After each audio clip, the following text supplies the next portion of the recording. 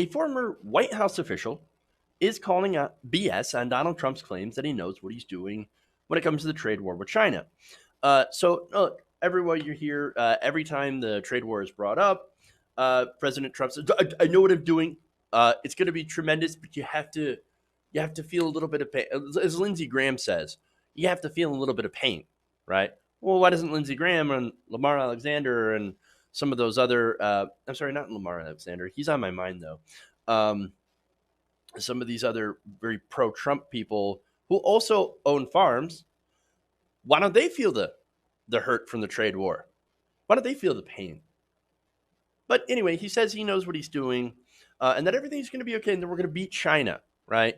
Well, now here's this guy in the Trump administration, or formerly of the Trump administration, saying no, he has no idea what he's doing. In fact, he said, "quote The manufacturing slowdown, which is true, that has happened, has also slowed down trucking. The lack of corporate investment, even after these gigantic tax cuts that we gave to the rich, about over 1 point, I see the numbers in between 1.5 to 1.9 trillion dollars in tax cuts. That's how much it cost the Treasury. 83% of those tax cuts went to the rich and corporations, and yet for some reason they're not doing any sort of corporate investment. It's not as if we didn't see that one coming or didn't predict that. Oh, wait, we did. Like everybody, all progressives, every progressive YouTuber was like, these tax cuts are not going to lead to jobs. They're not going to lead to investment, right? They're not going to lead to anything except for higher deficits, right? Higher debt, and basically corporations pocketing all the money. And that's exactly what happened, of course. But anyway, back to the Trump guy. I'm sorry, ex-Trump guy. He says, what's happening to confidence? All of this was totally predictable based on what he's done. And again, I don't think he's just talking policy-wise. I think he's just talking basically Trump-wise, because this is an ex-Trump official, and he's going to be more in favor of the policy. Nonetheless, he says, quote, but he sees it as a political advantage that he can tell people he got tough on China and needs to finish the job. Oh, well, now that's interesting, right?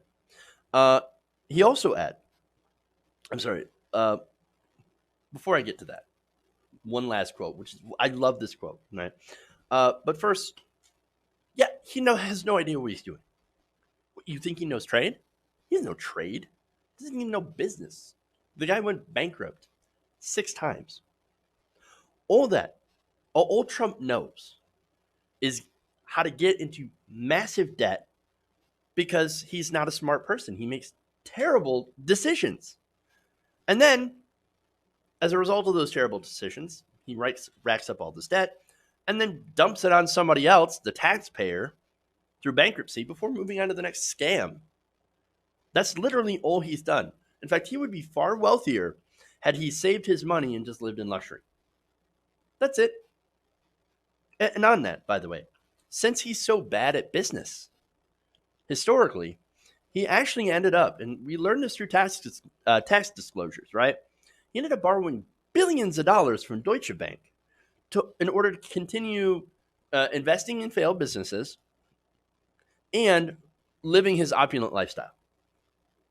All of that is fact. We know this. And now, unfortunately, instead of investor money, he has the entire U.S. economy to play with. Yikes. And that, of course, is related to the world economy. I mean, look, you don't think we just exist in a vacuum, do we? No, if we have a recession here in the United States, what do you think is going to happen to the rest of the world? Why do you think the rest of the world has actually been paying attention? Why do you think there's actual discussions going on in other countries about abandoning the United States as the world's reserve currency? You know what that would do? That would be an absolute disaster for the United States. So now that official says it's not good and it's not going to get better. In fact, he said, quote, the sad reality is in the first 1,000 days of his presidency, he has managed to get rid of everybody who would tell him the truth or anything he didn't want to hear. Also true. And why did he do that? Because he's a thin-skinned snowflake. He is a baby that cannot handle mild criticism. Even like oh, hey, you know what's a better way to do this? This way. Dude, what are you saying? I'm wrong? That's it. You're fired. Get out. Again, if you want to look at the list of departures in the White House, it's unprecedented. How many people that he has either fired or people who have just quit because the baby wouldn't listen to him. And then, of course, you have the people that get pressured out, but that I tend to lump that in as basically getting fired, right? I mean, this is what's going on. Now, let me give you that quote here. And this is what the staffer told Politico. He said, quote, "Frankly, when it comes to the trade war, the economy, etc., I don't think he really understands any of this." Of course he doesn't understand this. He's dumb. He's not smart. He's literally like, no, okay, you want to talk about mental decline. That's one thing, right? Do I think that Trump is in a state of mental decline? Yes, he is. But he's also incredibly stupid and has always been incredibly stupid. So those two things now exist simultaneously, concurrently. And so that's double whammy. That's double disaster. But anyway, back to how things work in the White House. How many stories have I done? I think I've lost count. Where Trump has said like something stupid or had a super stupid idea about how things are supposed to work or how things do work. His staff corrects him, very mildly, by the way, and he explodes. Look, he's not stable. He's not a genius.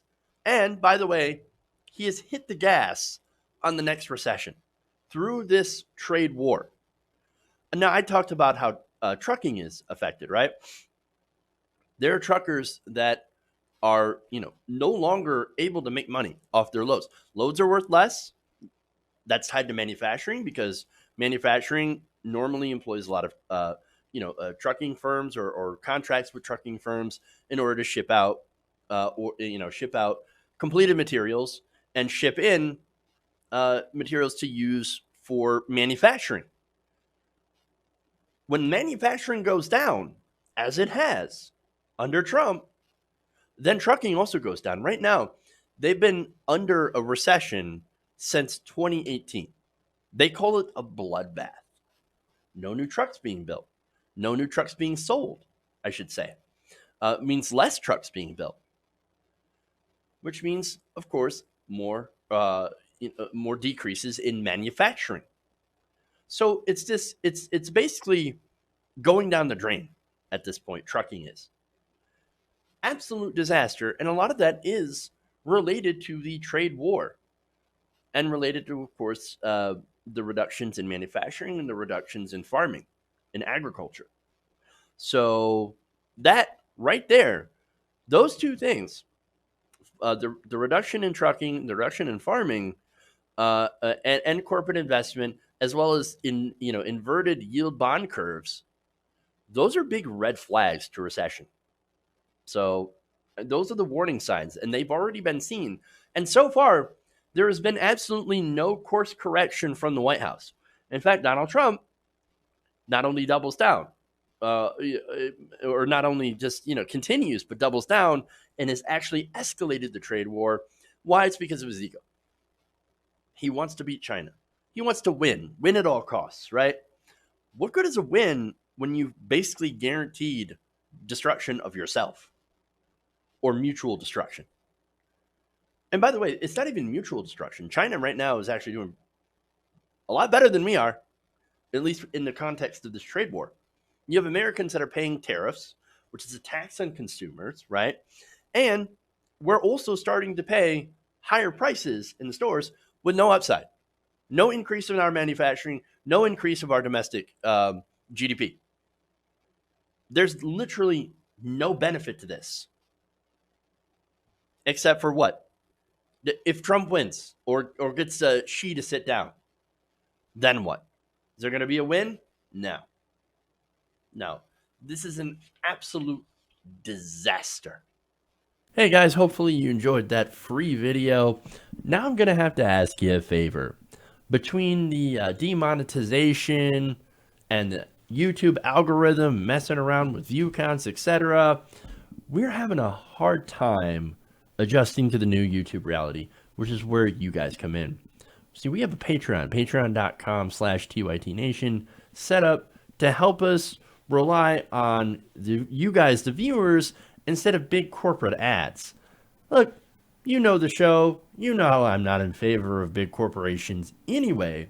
So help us transition away from relying on the ad model to pay the bills and sign up to be a patron, patreon.com/TYTNation. That goes a long way to help us keep the lights on. And you guys will know that you're supporting independent progressive media.